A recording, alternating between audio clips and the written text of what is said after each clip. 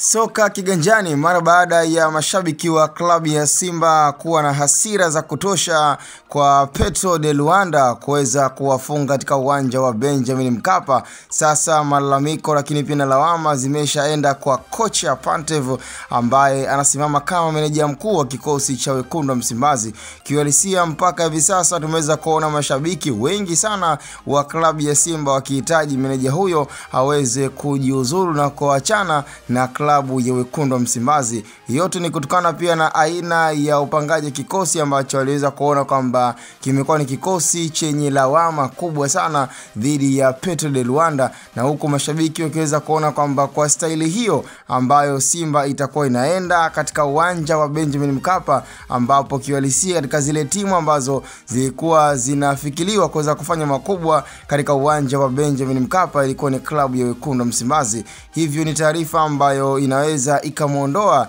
pia meneja mkuu ambaye anasimama kama kocha, na kutokana pia na ile changamoto ya kutokuwa na leseni ambayo inamruhusu aweze kuwa kocha na kusimamishwa na kupewa idhini na Wekundu wa Msimbazi. Hii inaweza kawa ni hatari na changamoto kubwa sana kwa Wekundu wa Msimbazi katika michuano hii ya klabu bingwa, ambapo mpaka muda huu hasira tayari zimeshaanza kuonekana na baadhi ya wanachama wameshaanza kuona kwamba kwa Pantev, mmoja kati ya pila tatu ambao lilikuwa linafikiriwa kuweza kufanya kubwa sana katika uwanja wa Benjamin Mkapa, hata wakianza kujiuliza kwamba katika mechi za marudiano dhidi ya timu mbalimbali ambazo zinaweza zikaonekana kwamba Simba Sport Club kuweza kufika kwenye hatua ya robo finali ya michuano ya klabu bingwa kwa msimu huu inaweza ikawa ni changamoto. Kila mmoja anakuambia changa karata zako vizuri katika uwanja wa nyumbani. Sasa klabu ya Simba imeshindwa kuchanga karata zake